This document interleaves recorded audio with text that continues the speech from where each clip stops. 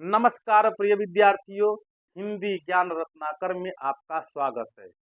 प्रिय विद्यार्थियों, अक्सर परीक्षाओं में कभी कभी यह प्रश्न पूछा जाता है कि निम्न में से कौन सा वर्ण अल्प प्राण है या निम्न में से कौन सा वर्ण महाप्राण है। कभी कभी यह भी प्रश्न पूछा जाता है कि निम्न में से कौन सा वर्ण अघोष है या निम्न में से कौन सा वर्ण सघोष है। अब यह अल्प प्राण महाप्राण क्या है, अघोष और सघोष क्या है, यदि हम इसके बारे में नहीं जानेंगे तो निश्चय ही हम परीक्षाओं में सही उत्तर का चुनाव नहीं कर पाएंगे। तो आइए सबसे पहले हम अल्प प्राण और महाप्राण के बारे में जानने का प्रयास करते हैं। तो विद्यार्थियों, अल्प प्राण और महाप्राण को जानने से पहले हमें प्राण को जानना होगा। भाषा या व्याकरण के क्षेत्र में प्राण का अर्थ है हवा या वायु। विद्यार्थियों, जब हम किसी वर्ण का उच्चारण करते हैं तो उस वर्ण के उच्चारण में हमारे मुख से हवा निकलती है। तो वर्णों के उच्चारण में मुख से निकलने वाली उसी हवा को प्राण कहा जाता है।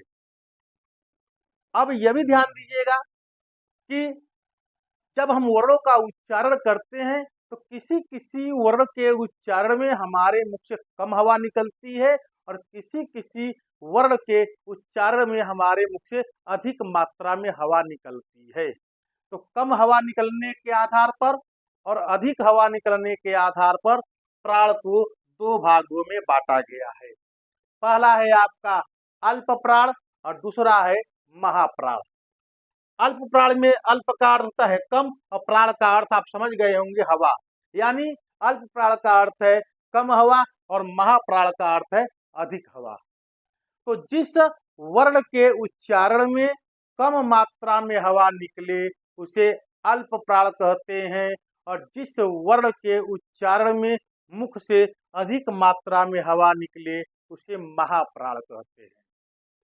अब प्रश्न यह उठता है कि कौन सा वर्ण अल्प प्राण के अंतर्गत आएगा और कौन सा वर्ण महाप्राण के अंतर्गत आएगा।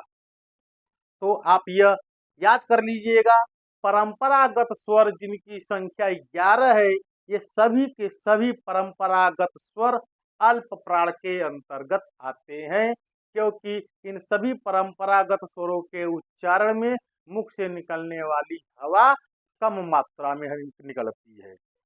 अब व्यंजन वर्णों में कौन सा वर्ण अल्प प्राण के अंतर्गत आएगा और कौन सा वर्ण महाप्राण के अंतर्गत आएगा।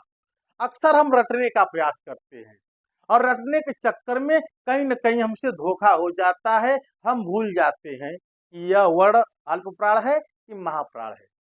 तो इसके लिए मैं 3 तरीके आपको बताऊंगा और तीनों तरीके एकदम सटीक तरीके से आपको बताएंगे कि अमुक वर्ण अल्प प्राण है कि अमुक वर्ण महाप्राण है। तो पहला तरीका आप समझ लीजिए, यदि किसी वर्ण के उच्चारण में या किसी वर्ण का उच्चारण करते समय अंत में अकार अकार मतलब अ की ध्वनि निकले तो वह वर्ण अल्प प्राण है। और यदि किसी वर्ण का उच्चारण करते समय अंत में हकार की ध्वनि निकले यानी ह की ध्वनि निकले तो वह वर्ण महाप्राण है। उदाहरण के रूप में हम क का उच्चारण कर रहे हैं, तो क का उच्चारण करते समय आप देख रहे हैं कि इसके अंत में अ की ध्वनि निकल रही है, इसलिए क अल्प प्राण है। एक दूसरा उदाहरण ख है, ख का उच्चारण हम कर रहे हैं तो अंत में ह की ध्वनि निकल रही है, इसलिए ख क्या है, महाप्राण है। तो आप आसानी से पता कर सकते हैं उच्चारण के द्वारा। अगर उच्चारण करते समय अंत में अ की ध्वनि निकल रही है तो वह वर्ण अल्प प्राण है, और यदि उच्चारण करते समय अंत में ह की ध्वनि निकल रही है तो वह महाप्राण है। दूसरा तरीका है, आप सभी व्यंजन वर्णों को अंग्रेजी में लिखिए। जैसे आप लिखिए क और ख, ग और घ। तो क की अंग्रेजी के ए, ख की अंग्रेजी के एच होगा, जी ग की GA और घ का GH। आप देख रहे हैं कि ख और घ में यहाँ H आया है और क और ग में A आया है। तो सभी वर्णों के अंग्रेजी में या सभी वर्णों का जब अंग्रेजी में हम अनुवाद करेंगे तो जहां जहां ए आएगा वह वर्ण आपका अल्प प्राण है और जहां जहां एच आएगा वह वर्ण आपका महाप्राण है। तो यहाँ पर आप देख रहे हैं क और ग में ए आया है, इसलिए क और ग अल्प प्राण है। ख ख और घ में एच आया है, इसलिए ख और घ महाप्राण है। एक तीसरा तरीका है, क्योंकि यह परीक्षा हाल में संभव नहीं है, लेकिन आप घर बैठे इसका अभ्यास कर सकते हैं। एक आप कागज का टुकड़ा लीजिए, एक कागज का टुकड़ा लेंगे, इस कागज के टुकड़े को अपने मुंह के पास रखिए। अब क और ख उच्चारण कीजिए, ग और घ इन दोनों का भी उच्चारण कीजिए। आप देखेंगे कि क और ख के उच्चारण में हवा, ये जो कागज है यह तनिक भी नहीं हिलेगी, जबकि ख और घ के उच्चारण करते समय ये कागज पूरी तरह से हिल जाएगी।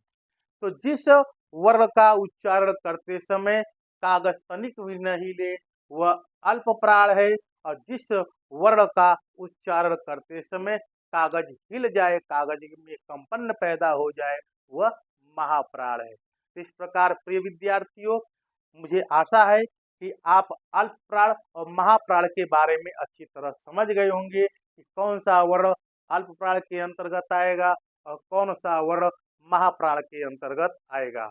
आगे हम चलते हैं अघोष और सघोष के बारे में कि अघोष क्या है और सघोष क्या है। तो विद्यार्थियों, चलते हैं अघोष और सघोष की ओर। किंतु अघोष क्या है और सघोष क्या है, इसको जानने से पहले हमें घोष के बारे में जानना होगा कि घोष क्या है। भाषा या व्याकरण के क्षेत्र में घोष का अर्थ है तरंग या झंकार। जब हम किसी वर्ण का उच्चारण करते हैं तो उन वर्णों के उच्चारण में हमारे मुख से हवा निकलती है। यह बात तो अल्प प्राण और महाप्राण को पढ़ते समय ही आप समझ गए थे कि जब हम वर्णों का उच्चारण करते हैं तो उन वर्णों के उच्चारण में हमारे मुख से कम मात्रा में हवा निकलती है और कभी कभी अधिक मात्रा में हवा निकलती है, लेकिन हवा निकलती है। तो जब हम वर्णों का उच्चारण करते हैं तो उन वर्णों के उच्चारण में हमारे मुख से जो हवा निकलती है उसमें कहीं कहीं तरंग पैदा होती है और कहीं कहीं तरंग पैदा नहीं भी होती। तो तरंग पैदा होने के आधार पर और तरंग पैदा न होने के आधार पर घोष को दो भागों में बांटा गया है, अघोष और सघोष। अघोष का अर्थ है तरंग रहित और सघोष का अर्थ है तरंग सहित।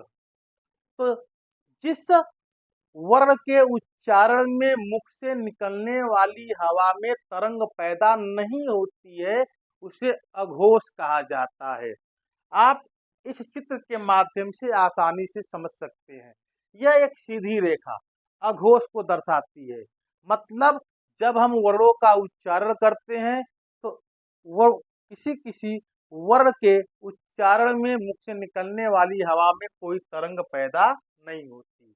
तो जिस वर्ण के उच्चारण में मुख से निकलने वाली हवा में तरंग पैदा नहीं होती उन्हें अघोष कहा जाता है, और जिस वर्ण के उच्चारण में मुख से निकलने वाली हवा में तरंग पैदा होती है उसे सघोष कहा जाता है। इस चित्र के माध्यम से आप समझ सकते हैं। ये देखिए यहाँ तरंग बनी हुई है, तो ये तरंग जो है सघोष को प्रदर्शित करता है। तो आप पुनः एक बार समझ लीजिए कि जिस वर्ण के उच्चारण में मुख से निकलने वाली हवा में तरंग पैदा नहीं होती उसे अघोष कहा जाता है, और जिस वर्ण के उच्चारण में मुख से निकलने वाली हवा में तरंग पैदा होती है उन्हें सघोष कहा जाता है। परंपरागत स्वर जिनकी संख्या 11 है, ये सभी के सभी परंपरागत स्वर सघोष के अंतर्गत आते हैं। व्यंजन वर्ण में कौन सा वर्ण सघोष के अंतर्गत आएगा, कौन सा वर्ण अघोष के अंतर्गत आएगा, इसको थोड़ा समझना पड़ता है, क्योंकि अब भाषा विज्ञान में नए नए यंत्र आ गए हैं। उन यंत्रों से हम पता कर सकते हैं कि कौन सा वर्ण अघोष है, कौन सा वर्ण सघोष है। साथ ही साथ विद्यार्थियों यह भी याद रखिएगा कि कहीं कहीं व्याकरण की पुस्तकों में सघोष को ही घोष बताया जाता है, तो आप भ्रमित मत होइएगा। अगर घोष लिखा है तो आप उसे सघोष मानिएगा और अघोष अलग रहेगा। तो घोष ही सघोष और घोष ही सघोष है, आप यह मानकर चलिएगा, भ्रमित मत होइएगा कि हमने सघोष पढ़ा था तो यह घोष और अघोष कहाँ से आ गया। तो घोष ही सघोष है। और साथ ही साथ आप यह भी याद रखिएगा, महाप्राण को शीतकार ध्वनि भी कहा जाता है। अगर कहीं परीक्षा में पूछ ले कि निम्न में से कौन शीतकार वर्ण है या निम्न में से कौन शीतकार ध्वनि है, तो आप भ्रमित मत होइएगा, महाप्राण को ही शीतकार कहा जाता है। अब व्यंजन वर्ण में कौन सा वर्ण अघोष है, कौन सा वर्ण सघोष है, इसको मैं अगले भाग में बताऊंगा।